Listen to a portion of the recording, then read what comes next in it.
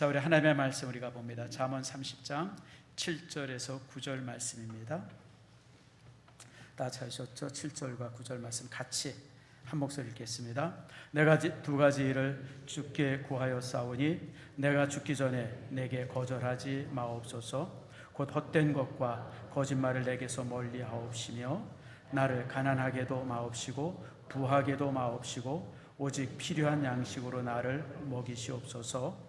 혹 내가 배불러서 하나님을 모른다 여호와가 누구냐 할까 하오며 혹 내가 가난하여 도둑질하고 내 하나님의 이름을 욕되게 할까 두려워함이니이다. 아멘. 기도하겠습니다. 하나님 감사합니다. 우리 귀한 우리 유이가 오늘 세례를 받았습니다. 평생의 하나님의 은혜가 귀한 아들에게 있게 하시고 이 자녀의 성장과 또 이 자녀의 모든 모습 속에 하나님 영광 받아 주시옵소서. 주의 교회가 이렇게 세례받는 귀한 영혼들이 달마다 있게 하심을 감사합니다. 아버지는 성인이든지 또 이렇게 어리들지 간에 항상 하나님 앞에 새로운 영혼들이 주 앞에 나와서 세례받을 수 있는 축복의 교회 되게 해 주시옵소서. 오늘 이 시간 또한 귀하게 말씀을 듣습니다.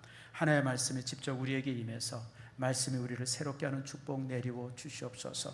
주의 말씀 안에서 우리가 변화되게 하시고 말씀이 우리를 새롭게 해 주시옵소서. 하나님의 말씀은 살았고 운동력이 있습니다.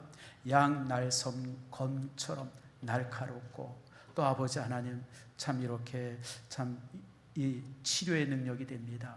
우리 속에 있는 죄가 잘라지고 우리의 영혼이 정말 든든하게 세워져 가는 그런 말씀 되게 해주시고 우리 모든 성도들의 말씀 앞에 순종하는 축복 내리워 주시옵소서.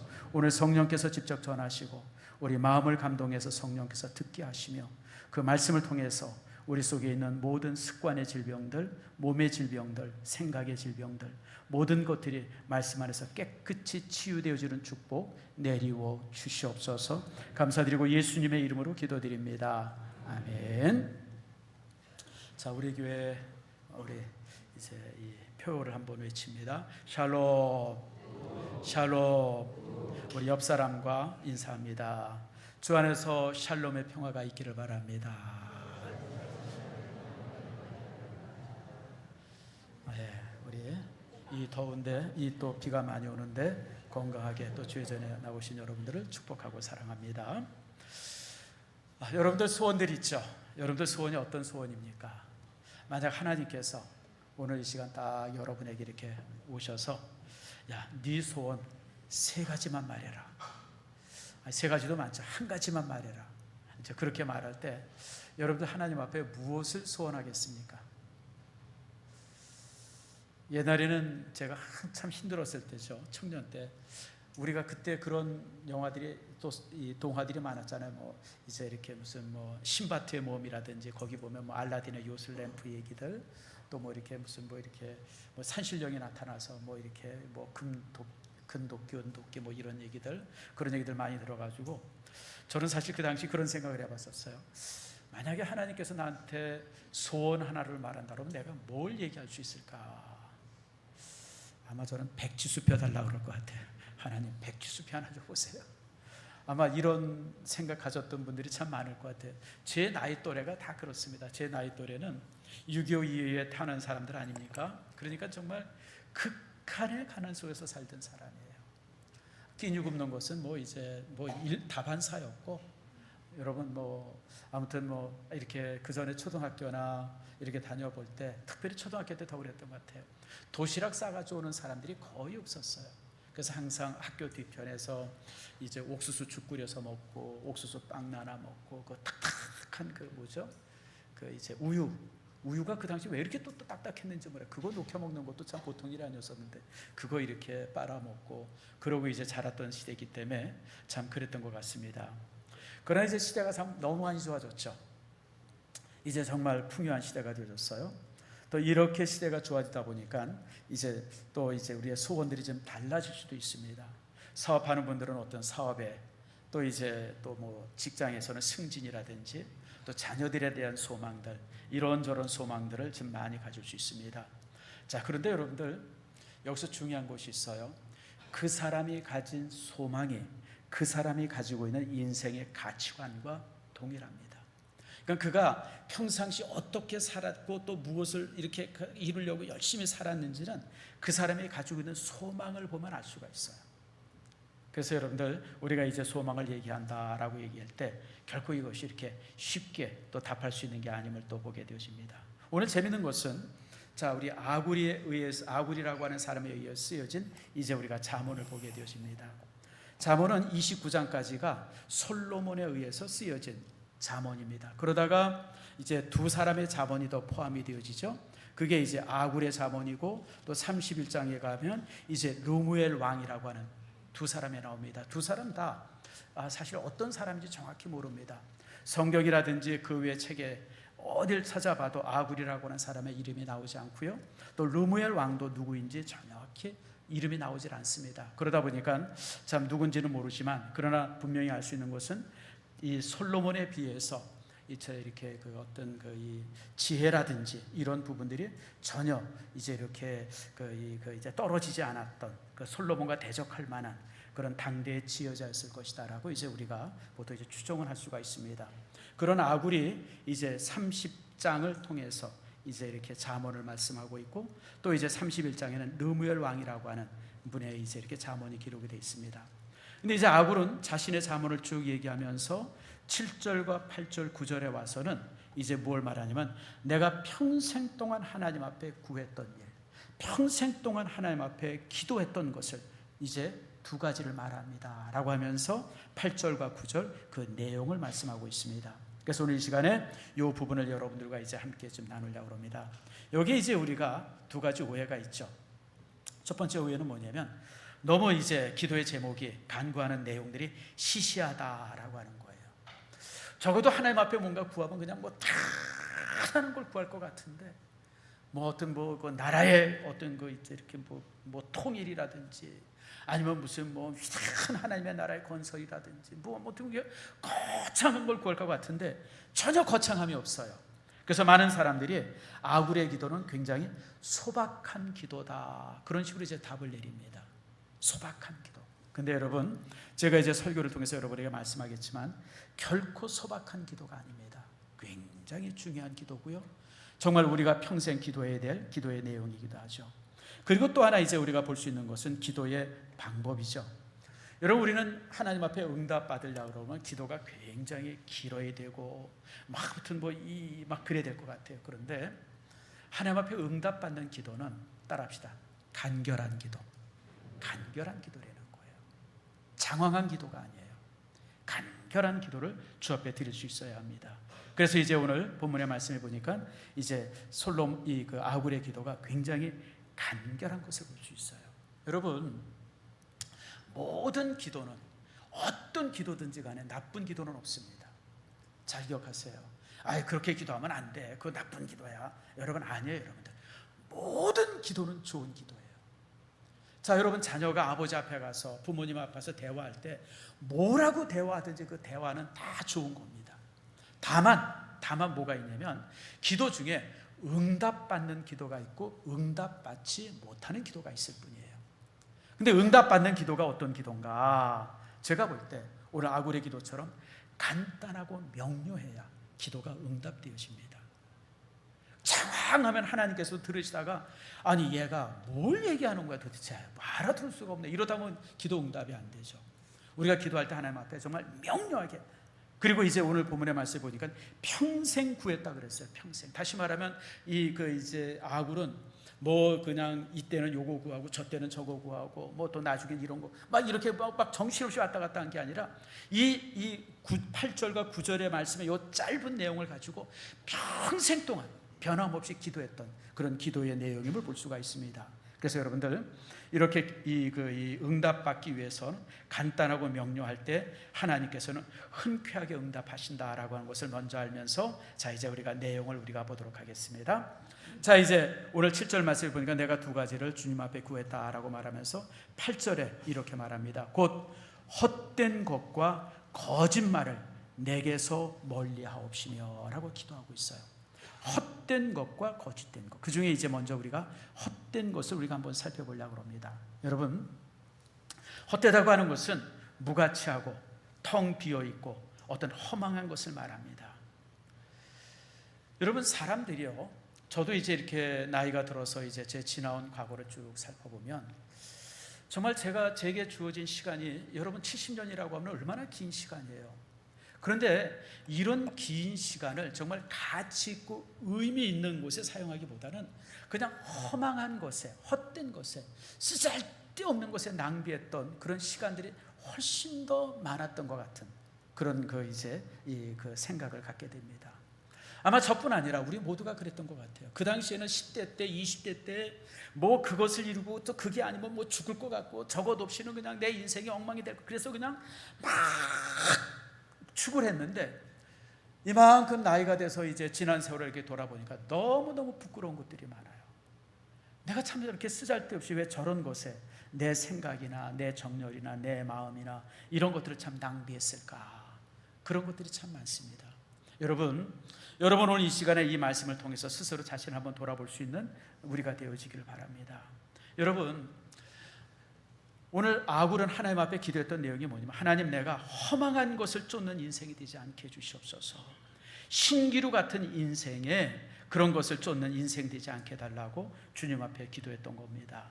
여러분, 우리는 참 이렇게 우리가 기도할 수 있어야 돼요. 제가 전주에도 설교한 것처럼 잠언의 목적은, 잠언서가 이렇게 길게 쓰여진 목적은 행복을 얻기 위해서가 아니라 거룩해지기 위한 거예요.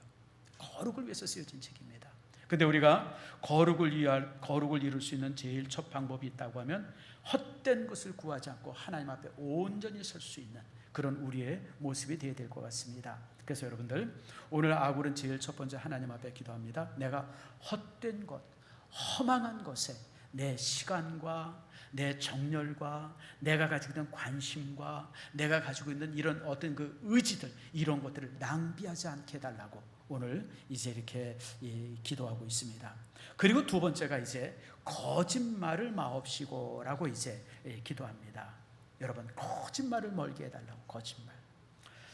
사실 여러분, 지금 이 시대에 얼마나 이런 그 허탄한 말들, 거짓말들, 악의적인 말들이 난무하고 있는지 모릅니다. 참 뭐가 진실인지 모를 정도로 막 섞여져 있죠. 참으로 우리는 수없이 많은 거짓말들, 꾸민 말들, 왜곡된 말들이 난무하는 시대를 살아가고 있습니다. 그런데 이게 참 교회 안에서 제가 이렇게 보면 뭔가 이렇게 황당한 얘기들이 있는데, 말도 안 되는 얘기들이 있는데 사람들이 그런 식으로 어떤 사람 얘기를 해요. 아이고, 그 뭐 아니 땡 굴뚝에서 연기 나겠습니까? 뭐 이렇게 얘기하는 사람이 있어요. 그러니까 그런 얘기를 들으면 아주 더 기분이 나쁘고 즉 그렇기도 해요. 여러분, 우리가 신앙생활하든지 또 이제 가정에 있든지 사회생활할 때 가장 중요한 것이 진실입니다. 여러분, 진실이 무너진 사람은 여러분 우리가 관계할 수도 없고 또 그런 사람들과 교제할 수도 없고 참 그렇죠. 참 저도 이제 목사로서 이렇게 참 가슴 아플 때가 바로 이제 이런 이야기들이 교회 안에서 뭐 이렇게 저렇게 들려주고 그럴 때, 여러분 사실 목사인 제가 우리 신성교회라고 하는 교회를 이렇게 목양하면서 모르는 게 뭐가 있고 여러분 안 들은 게 뭐가 있겠어요. 제가 목회하면서 항상 갖는 자세입니다. 한번 따라해보세요. 여러분도 알아야 돼요. 못 들은 척하고, 못 본 척하고, 모르는 척하고.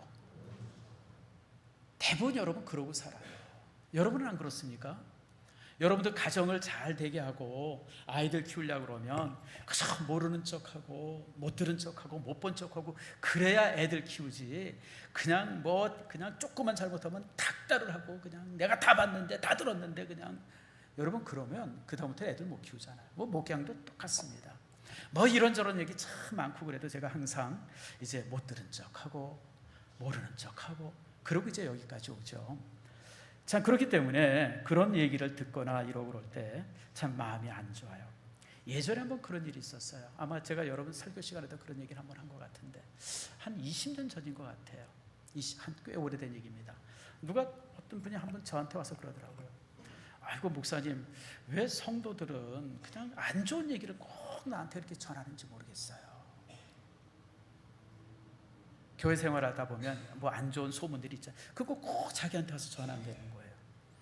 그래서 내가 그 얘기를 듣고 그런 얘기를 그분한테 했던 기억이 나요. 그때 이제 집사님한테 자꾸만 안 좋은 얘기가 전해지는 건 이유가 딱 하나입니다. 그 성도가 집사님을 쓰레기통이라고 여겨서 그렇습니다. 이해가 되시죠? 자, 우리 더럽고 지저분한 건 어디다가 떠버려요? 어디다가 떠버려요? 쓰레기통에 버리잖아요. 여러분, 지저분하고 더러운 것을 깨끗한 곳에 버립니까? 못 버립니까? 안 버리잖아요. 우리 성도들도요, 좋은 성도들은 항상 주변에 좋은 성도들, 좋은 말들만 가득합니다. 근데 이제 이상한 얘기들 그냥 와서 이렇게 얘기하고 그러면 그게 내가 볼 때는 거기 동조하고 거기와 함께하기 때문에 그런 말들이 전해지고 또 되어지는 거예요. 그래서 여러분들 스스로 내가 교회 안에서 내가 정말 깨끗한 모습으로 있는지, 아니면 내가 교회에서 쓰레기통을 노릇하고 있는지는 내게 전해지는 언어를 보면 구분할 수가 있어요. 그래서 여러분들 교회 안에서 정말 조심해야 될 부분이 이런 말이에요. 그래서 우리 성도가 이 땅에 살면서 정말 바르게 말하고 바른 말을 구별하고 바른 말을 들을 수 있고 또 이제 바른 말을 할 수 있고 이렇게 되어진다고 하는 것은 정말 복 중의 복임을 여러분 기억하시길 바랍니다. 특별히 여러분들 이렇게 거짓말을 멀리하게 해주세요라고 하는 이 말은 다른 말이 아니라 정직하게 살게 해달라고 하는 기도입니다. 하나님, 내가 정직하게 살게 해주세요. 여러분, 정직이 얼마나 큰 축복이고 얼마나 큰 무기입니까? 제가 살아보면요, 개인도 그렇고 사람도 그렇고 직장도 그렇고 사업도 그렇고요, 정직이 가장 큰 무기입니다. 정직보다 더 크게 가치 있는 게 없어요. 여러분, 국격이라는 게 있어요. 국격, 나라의 격이 있어요. 무슨 형사력이 얼마 좋고 무슨 이렇게 영향력이 어디 좋고, 근데 그거 다 있어도요, 국격, 정직함이 떨어진 나라는요, 나라가 형편없는 나라입니다. 우리 대한민국이라는 나라가 정말 이렇게 국격이 세워지는 나라가 되기 위해서는 정직이 지배해야 하는데 아직도 그런 부분들 속에서 우리가 참 연약함이 있죠. 그러나 어쨌든 간에 우리가 정말 부끄럽지 말아야 돼요. 내가 나를 볼 때 내 자신에게 부끄럽지 말아야 되고, 내 가족 앞에, 내 자녀들 앞에 부끄럽지 말아야 되고, 성도들 앞에 부끄럽지 말아야 되고, 하나님 앞에 부끄럽지 말아야 돼요. 그게 여러분들 정말 우리가 가져야 될 아주 중요한 이제 자산이죠. 여러분, 윤동주가 쓴 서시, 우리가 참 좋아하는 윤동주님의 시 있지 않습니까? 서시의 첫 줄이 뭡니까? 죽는 날까지 하늘을 우러러 한 점의 부끄러움이 없기를. 근데 그 다음 줄이 조금 좀 갸우뚱하죠. 잎새에 이는 바람에도 나는 괴로워했다. 이게 무슨 뜻이에요? 윤동주 씨는, 윤동주 그 참 29살 그 아주 젊은 나이에 죽지 않습니까? 그런데 그가 죽는 날까지 하나님 앞에 우러러서 한 점의 부끄러움 없기를 위해서, 살기를 위해서 그렇게 다짐하고 애쓰는데, 근데 바람에 부는 그 잎새 앞에서도 내가 이제 괴로워했다는 얘기입니다. 무슨 뜻이에요? 내가 그렇게 소망했지만 그게 잘 이루어지지 않기 때문에 갖는 아픔을 얘기하는 거 아니겠습니까? 여러분, 그렇습니다. 이 땅에 정직하게 산다고 하는 것이 참 쉽지 않습니다. 그러나 정직하게 살 때 하나님께서 축복하십니다. 정직하게 살 때. 사무엘상 12장 말씀에 보면 이제 사무엘이 은퇴하면서 모든 백성들을 향해서 이제 이렇게 다짐하는 그 마지막 이제 설교가 있어요. 거기서 이제 사무엘이 뭐라 그러냐면, 내가 이제 선지자로, 내가 제사장으로 내가 이렇게 있으면서 혹시나 내가 이런 오랜 세월 동안 당신들의 지도자로 있었는데 내가 재임 중에 부정한 일이 있었거나 잘못된 일이 있으면 이 마지막 때 여러분들이 얘기하세요.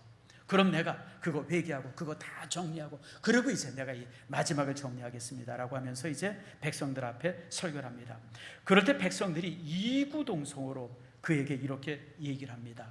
자, 사무엘상서 12장 4절 말씀인데 우리가 같이 한번 읽어봅시다. 같이 읽겠습니다. 시작. 당신이 우리를 속이지 아니하였고 압제하지 아니하였고 누구의 손에서든지 아무것도 빼앗은 것이 없나이다 하니라. 여러분, 이게 얼마나 영광스러운 일이에요. 여러분, 사실 사무엘이 선지자로서의 생활을 거의 한 60년 정도 했어요.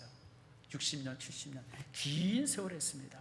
수많은 일들이 있었을 것이고 수많은 상황이 있었을 것이고 사건 이런 것들은 얼마나 많았겠어요.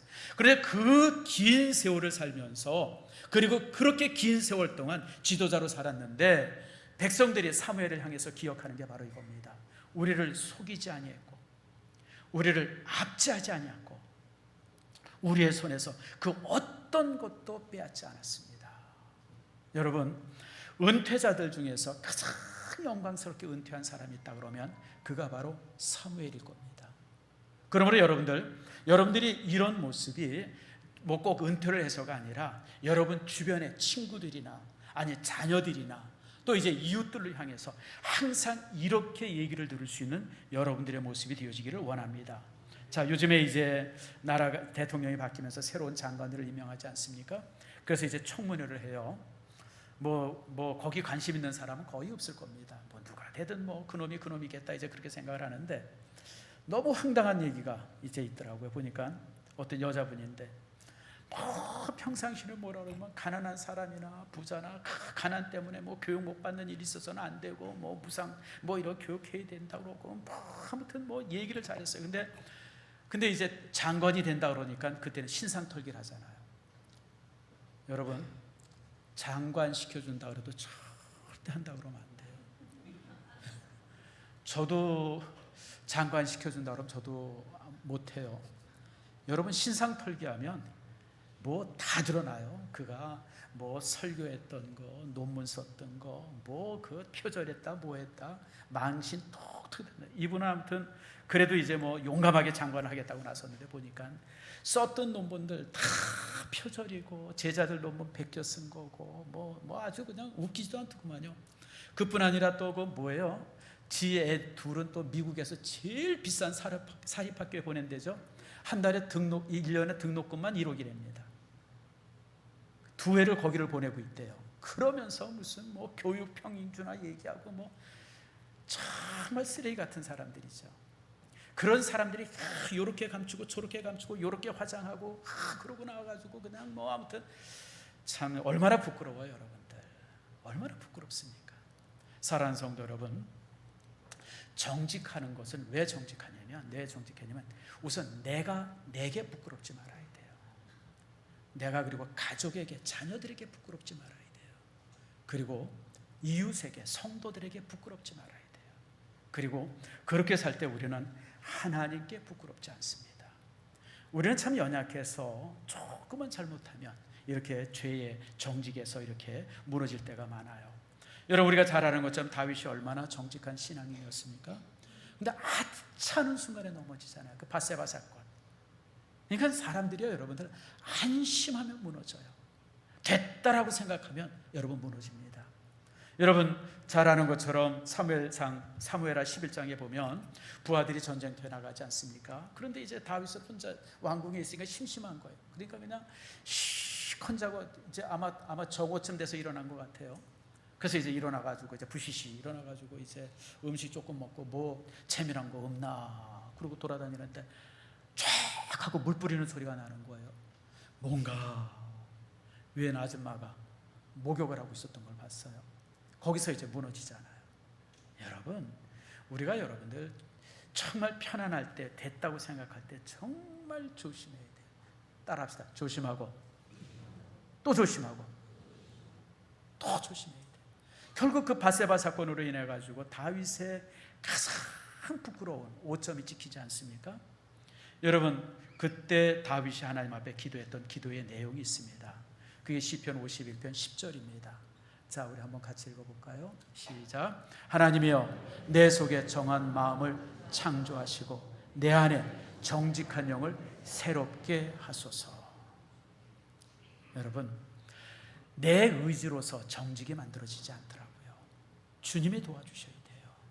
하나님이 나를 붙들어 주시고 하나님이 나를 지켜주실 때 내 안에 정직한 영을 새롭게 하고 성령께서 나를 항상 새롭게 창조해 주실 때에 우리가 정직하게 살 수 있는 겁니다. 그래서 이제 우리 이 요한일서에 보면 이제 우리에게 이렇게 말씀하고 있죠. 1장 7절 말씀 같이 읽습니다. 시작. 그 아들 예수의 피가 우리를 모든 죄에서 깨끗하게 하실 것이요. 9절. 만일 우리가 우리의 죄를 자백하면 그는 미쁘시고 의로우사 우리의 죄를 사하시며 우리를 모든 불의에서 깨끗하게 하실 것이요. 아멘. 자, 무슨 말인지 아시죠? 여러분, 내가 나를 깨끗하게 하시는 게 아니라 그리스도의 피가 나를 깨끗하게 합니다. 그리고 저는 이제 예전에 청년 때 이 말씀을 읽을 때, 아이고 우리가 무슨 큰 죄를 지었다고 그냥 매일 저렇게 회개하라 그러나 자백하라 그러나, 참 청년 때 그런 생각을 했었던 기억이 나요. 근데 여러분, 회개해야 돼요. 왜냐하면 이 회개가 나를 정하게 해요.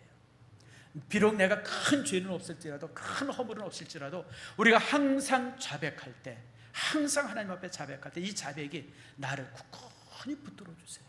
그래서 여러분들이 그리스도 안에서 온전히 깨끗하기를 축복합니다. 그리고 하나님께서는, 우리는 종종 정직하면 손해본다고 생각하는데 결코 그렇지 않습니다. 여러분, 시편 84편 보세요. 84편 11절이 이렇게 말합니다. 같이 읽습니다. 여호와 하나님은 해요 방패이시라. 여호와께서 은혜와 영화를 주시며 정직하게 행하는 자에게 좋은 것을 아끼지 아니하실 것임이니이다. 잘 보세요, 여러분들.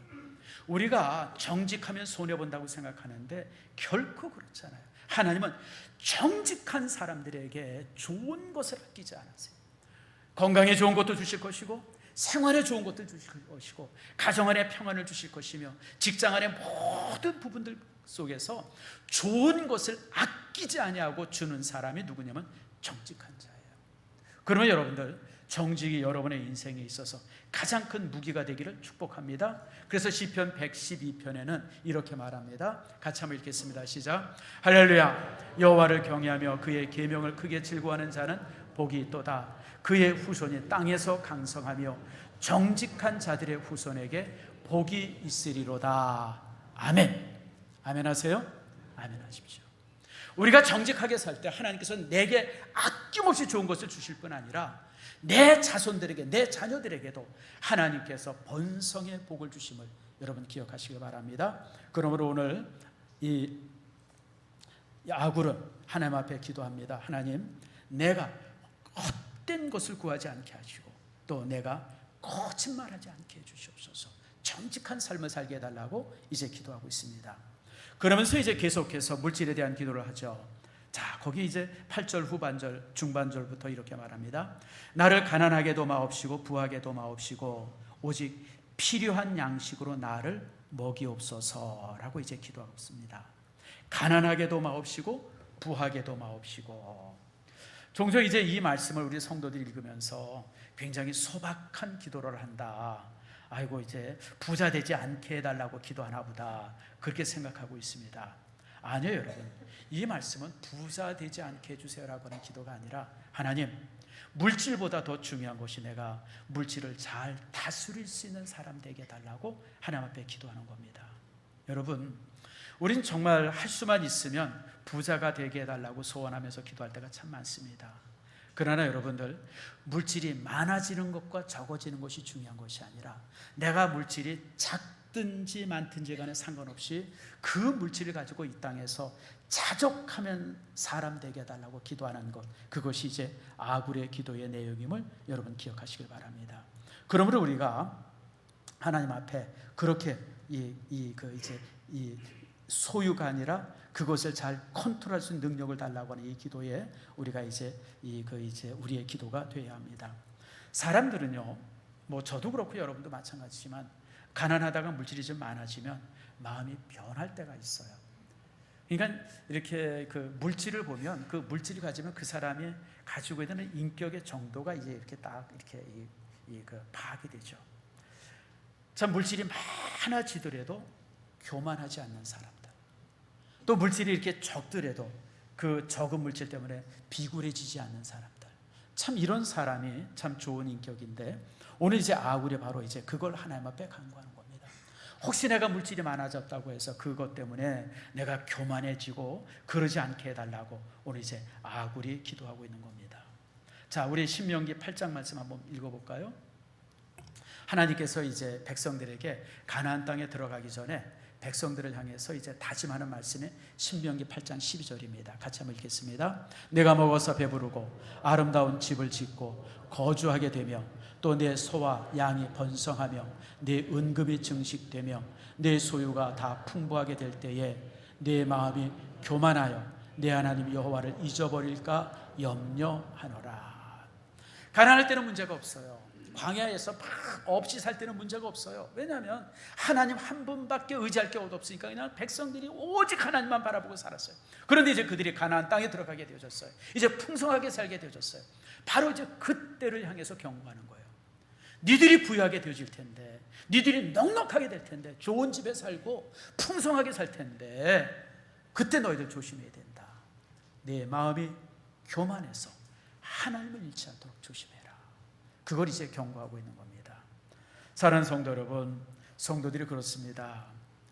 성도들이 좀 좋아지고 넉넉해지면 하나님과 멀어지고 기도가 멀어지고 뭐 이럴 때가 참 많이 있습니다. 그게 이제 인간의 모습이죠. 그래서 성경은 우리를 향해서 항상 누누이 말씀하시는 어떤 그 물질의 원칙이 있습니다. 물질의 원칙이 뭐냐면, 자, 한번 읽어봅시다. 시작. 필요한 만큼만 구하라. 그겁니다. 필요한 만큼 구하라가 아니라 필요한 만큼 뭐죠? 만. 그러니까 우리가 하나님 앞에 무엇을 간구할 때 내게 있어야 할 만큼만 구하는 거예요. 하나님, 내가 이만큼 필요합니다. 내가 이 정도의 물질이 있어야 됩니다. 내가 이 정도의 건강이 있어야 됩니다. 이렇게 우리가 하나님 앞에 뭔가 구할 때는 항상 필요한 만큼만 구할 수 있는 지혜가 있어야 돼요. 왜냐하면 하나님은 우리의 필요를 채워주시는 분이지 우리의 탐욕을 채우는 분이 아니에요. 한번 따라했어요. 하나님은 우리의 필요를 채우지 탐욕을 채우지 아니하신다. 항상 기억하세요, 여러분들. 근데 우리는 종종 하나님 앞에 기도할 때 우리의 탐욕을 채우려고 애를 써요. 뭔가 더 가지려고 그러고 더 있으려고 그러고 쌓여두려고 그러고. 아니에요, 여러분들. 하나님은 우리의 필요를 채우지 탐욕을 채우지 않습니다. 여러분, 출애굽기 16장에 보면 만나를 구하는 장면들이 있어요. 백성들이 나가가지고 이제 만나를 구하는데 많이 그냥 만나를 그냥 이렇게 그냥 이 통에 가득 놓든지 아니면 조금 구하든지 딱 가져와서 보면 항상 하루 먹을 치밖에 없어요. 하나님께서 이스라엘 백성들을 광야에서 그것을 훈련시켰어요. 그러니까 노예 근성이라는 게 있잖아요. 노예 근성은 뭐 비굴하고 뭐 그런 것도 노예 근성이지만 물질에 노예된 근성이 있습니다. 물질에 노예된 근성이 뭘까요? 많으면 많을수록 좋다는 게 물질에 노예된 근성이에요. 그래서 요만큼 가져도 더 가지려고 그러고 더 가지려고 그러고 더 쌓으려고 그러고, 이게 이제 물질에 노예된 근성입니다. 그러니까 하나님께서 이스라엘 백성들을 가나안 땅에 인도할 때 광야에서 40년의 레슨을 시키는데, 교육을 시키는데, 그 교육의 가장 중점이 뭐냐면 노예의 근성을 빼는 거예요. 400년 동안 노예로 살아왔기 때문에 그 삶 속에 가득 쌓여있는 노예 근성을 빼는데 그 중에 하나가 물질에 대한 노예 근성이에요. 그게 바로 뭐예요? 하나님은 부요를 채우는 분이 아니라 욕심을 채우는 분이 아니라 우리의 필요를 채우는 분이라고 하는 것을 교육시키는 겁니다. 그래서 만나를 구할 때로 만나를 가서 이렇게 거두러 갈 때 항상 거두면 하루치예요. 근데 이제 안식일 되기 전날은, 안식일 전에는 이제 이틀치를 구하게 하는 거예요. 안식일에 꼭 안식일 전날 먹을 것과 안식일. 그러니까 어떤 사람은 또 그냥 많이 하는데 딱 가져가서 보면 항상 동일해요. 여러분, 인생이 그렇습니다. 여러분, 부자라고 해서 하루 4끼 먹습니까? 부자라고 해서 옷을 뭐 이 여름에도 3겹 4겹 그렇게 이제 끼워 입습니까? 여러분, 부자라고 해서 더 건강합니까? 아니죠. 우리가 배워야 될 것이 뭐냐면 필요한 만큼만 항상 하나님 앞에 구할 수 있는 지혜로움입니다. 하나님, 내가 이만큼 필요합니다. 하나님, 내 자녀를 교육시키기 위해서, 하나님, 우리의 가정이 이제 어떤 이 평안한 삶을 위해서, 또 이렇게, 그래서 우리가 하나님 앞에 뭔가 구할 때 항상 필요한 만큼만 구할 수 있는 지혜가 우리 속에 있어야 돼요. 그런데 여기서 중요한 것이 있어요. 그런데 하나님께서 우리에게 복을 주실 수 있어요. 나는 요만큼만 필요한데 하나님께서 이만큼을 주실 수 있습니다. 우리 보면 믿음의 사람들 중에 부자들이 많잖아요. 사실 부자들한테 그렇게 많은 물질이 필요하지 않은데도 불구하고 하나님께서 많이 주실 때가 있어요. 그건 뭐냐면 잉여 축복입니다. 한번 따라합시다. 잉여 축복. 잉여 축복. 여러분, 우리 성도의 진정한 축복이 뭐예요? 성도의 축복은 딱 하나밖에 없습니다. 그게 뭐죠? 구원받는 축복입니다. 하나님의 나라에 들어가는 것만이 진정한 축복이고 그것만이 성도가 유일하게 소망해야 할 단 한 가지의 축복이죠. 그런데 이런 구원의 축복을 주신 우리에게 하나님께서 언젠가 어느 순간 물질을 더 주실 수가 있어요. 건강을 더 주실 수도 있고, 하나님께서 이런 것 저런 걸 더 많이 채워주실 수 있습니다. 그럴 때 우리가 가져야 될 자세가 있습니다. 이런 모든 번영은 하나님께서 주신 거라고 하는 것을 인정하시고, 그리고 하나님을 위해서 아름답게 사용할 수 있어야 합니다. 그래서 디모데전서 6장 18절에 이런 잉여 축복이 주어질 때 어떻게 되느냐라고 하는 것을 사도 바울은 이렇게 우리에게 가르쳐주고 있습니다. 자, 말씀을 한번 같이 읽읍시다. 시작. 선을 행하고 선한 사업을 많이 하고 나누어 주기를 좋아하며 너그러운 자가 되게 하라. 이것이 장래에 자기를 위하여 좋은 터를 쌓아 참된 생명을 취하는 것이니라. 여러분, 장래에 참된 생명을 취한다 그랬어요. 이 장래는 어디를 말합니까? 하나님 나라를 말합니다. 늙어서 좋은 터를 쌓는 데는 그런 의미가 아니고, 이제 하나님 나라에 가서 좋은 터를 쌓아서 참된 생명을 취한다. 다시 말하면 이 땅에서 우리가 물질을 사용하는 모습을 통해서 우리가 정말 하나님의 나라에서 더 아름다운 참 참된 생명을 취할 수 있게 되어지는 겁니다. 이렇게 잉여 축복의 물질이 우리 속에 있을 때 우리는 어떻게 해야 돼요? 오늘 본문에 4가지를 말하죠. 따라합시다. 선을 행하고 선한 사업을 많이 하고 나누어 주기를 좋아하고, 특별히 중요한 거 있어요. 너그러운 자가 되고. 여러분, 물질이 많을 때 인색하지 마세요. 따라합시다. 너그럽자. 너그러우세요. 재밌는 게요, 이제 이 그 절대량을 가지고 보면 그렇게 할 수 없지만, 이 그 미국에서 이제 이렇게 그 한번 이제 이렇게 통계를 한번 내봤다 그래요. 자신이 가지고 있는 물질에 어떤 그 선행을 위해서 자선을 위해서 쓰는 물질의 퍼센트를 이렇게 할 때 재미난 게 가난하면 가난할수록 퍼센트가 더 많답니다. 그런데 물질의 절대량은 부자가 더 많을 수 있어요. 뭐 빌 게이츠라든지 무슨 뭐 이런 사람들이 그 뭐 한번 뭔가 이렇게 선한 일에 기부할 때 뭐 수십억 달러 뭐 수천 달러 뭐 이렇게 하잖아요. 가난한 사람이야 이제 뭐 그 가지고 있는 돈이 얼마인데 기껏해야 뭐 10불 20불 정도밖에 못해. 근데 그걸 퍼센트로 그 사람이 가지고 있는 재산의 정도와 그 사람이 이 선한 일에 쌓는 것을 퍼센트로 해보니까 가난하면 가난할수록 더욱 선한 일에 많이 자신의 물질을 쓰드리는 거예요. 퍼센트로. 그래서 여러분들, 이 부유하다고 하는 것, 여러분들이 이런 부분들 속에서 여러분들이 조심해야 되죠. 그래서 여러분들, 우리가 이 잉여 축복이 주어지면, 하나님께서 물질의 복을 주시면 항상 여러분 선을 행하고 선한 사업에 힘쓰고 또 나누어 주기를 좋아하고 나누어 주세요, 여러분들. 그 다음에 너그러운 자가 되기를 바랍니다. 그래서 여러분들, 우리가 이 땅에서 싸울 것이 참 많이 있지만 우리 믿음의 사람들은 특별히 탐욕과 싸워야 돼요. 따라합시다. 탐욕과 싸워야 된다. 우리 믿음의 사람들이 싸워야 될 가장 중요한 대상이 내 속에 있는 탐욕입니다. 탐욕이 뭡니까? 더 가지려고 그러고 움켜쥐려고 그러고 그래서 그냥 뭐 이제 나누지 않으려고 그러고, 여러분, 이런 게 이제 탐욕인데 우리 믿음의 사람들이 탐욕과 싸워야 돼요. 제가 살아보니까요, 하나님께서는 베푸는 사람들에게 더 주십니다. 언제나 그래요.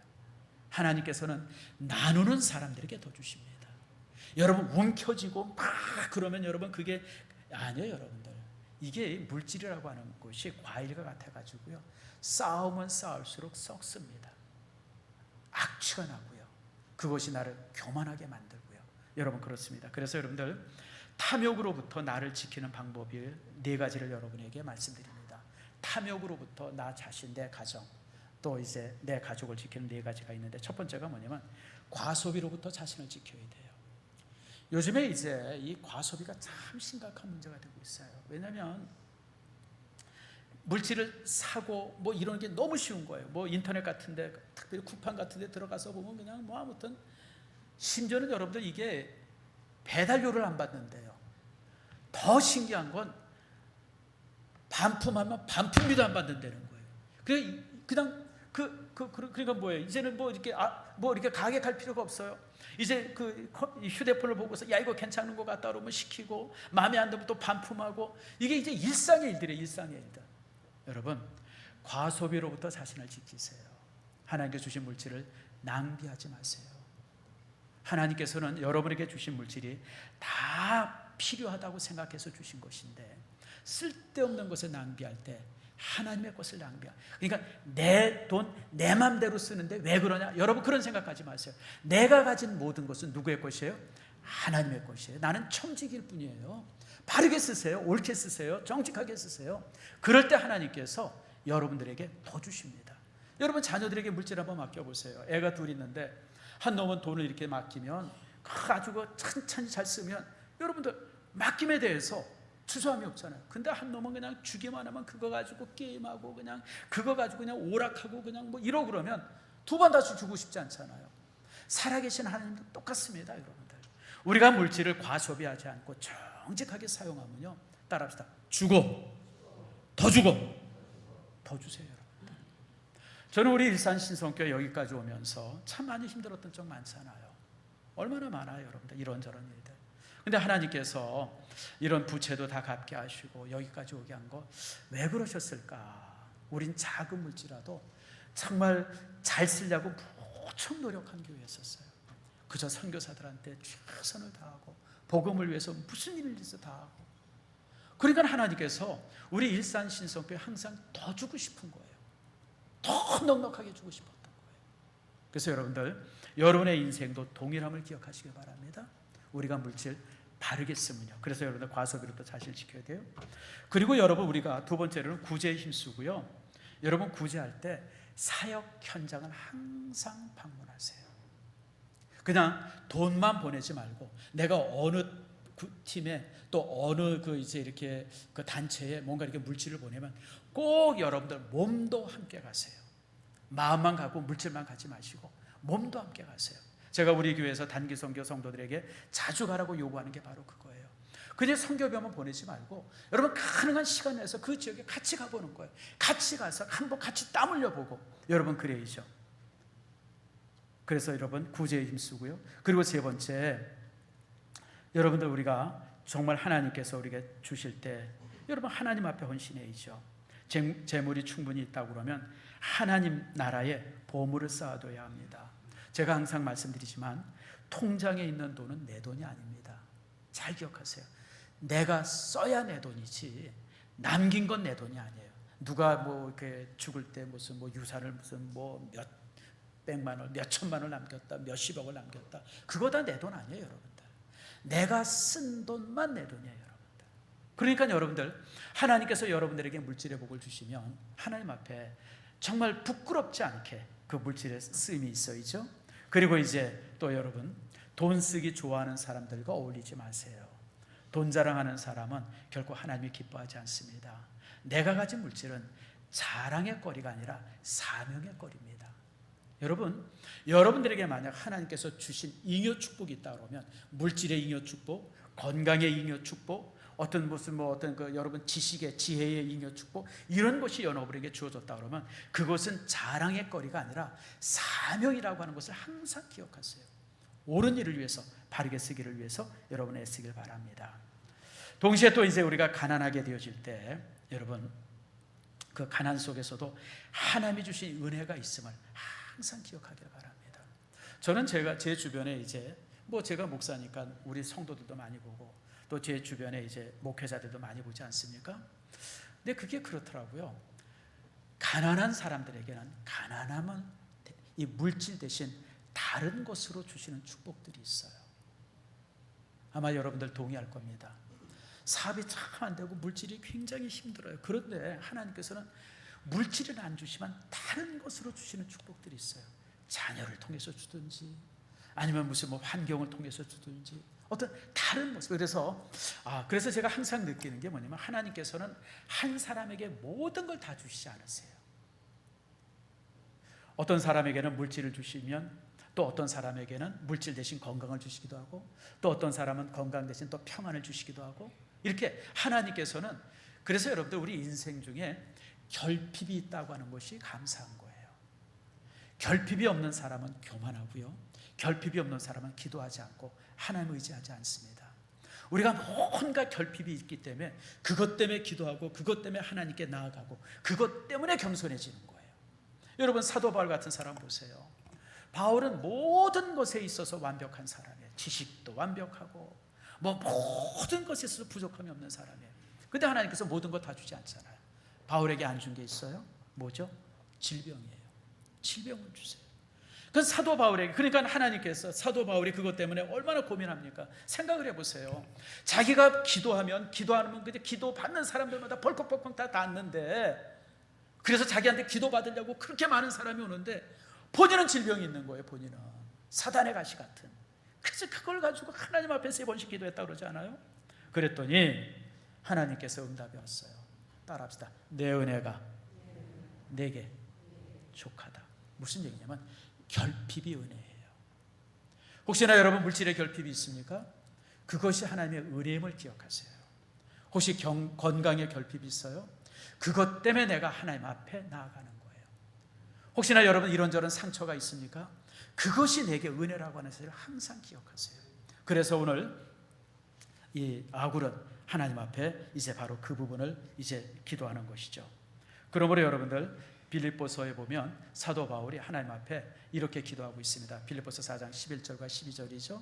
너무 유명한 말씀입니다. 같이 한번 읽읍시다. 시작. 내가 궁핍함으로 말하는 것이 아니니라. 어떤 때 어떠한 형편이든지 나는 자족하기를 배웠노니 나는 비천에 처할 줄도 알고 풍부에 처할 줄도 알아. 모든 일 곧 배부름과 배고픔과 풍부와 궁핍에도 처할 줄 아는 일체의 비결을 배우노라. 이게 무슨 얘기예요? 도대체 일체의 비결이라는 게 뭐예요? 일체의 비결이 뭘까요? 그것은 뭐냐면 자족입니다. 주심은 주신 대로 감사하고 부족하면 부족한 대로 감사한 거예요. 뭔가 결핍하면 결핍한 대로 주 앞에 감사하고 뭐가 없으면 없는 대로 주 앞에 감사하는 거예요. 그러다 보니까 어떤 상황에 처해서도 저가 정말 이렇게 무너지지 않는 그런 신앙의 사람이 되어지는 겁니다. 사랑하는 성도 여러분, 여러분 안에 이 축복이 있기를 축원합니다. 말씀을 맺습니다. 아굴의 기도는요, 여기서 이제 결론입니다. 아굴의 기도는 비록 내가 하나님을 위해서 위대한 일은 하지 못할지라도 적어도 하나님의 영광은 가리지 않게 해주세요라고 하는 기도가 아굴의 기도입니다. 저도 그렇고 여러분도 마찬가지예요. 우리가 이 땅에 살면서 이 땅에 하나님의 이름으로 위대한 일을 하기는 참 쉽지 않습니다. 그렇잖아요, 여러분들. 저도 목사로서 평생을 살았지만 참 위대하게 일하지는 못했던 것 같아요. 그런데 우리가 하나님을 위해서 위대한 일은 못하지만은 그런 한 가지는 할 수 있어요. 그게 바로 뭡니까? 하나님의 영광을 가리지 않는 삶입니다. 오늘 아굴이 했던 기도가 바로 그 기도예요. 하나님, 내가 하나님 앞에 대단한 일은 못하지만 내가 하나님 앞에서 부끄럽지 않게 살게 해주세요. 그게 바로 아굴의 기도의 내용입니다. 사랑하는 성도 여러분, 여러분이 이렇게 기도하고 또 이런 삶을 주 앞에 아름다운 삶을 살기를 바랍니다. 그러나 혹이나 하나님이 여러분에게 잉여 축복을 주시면 그 축복 안에서 또 놀라운 영광을 이루는 여러분들 다 되어지기를 축복합니다.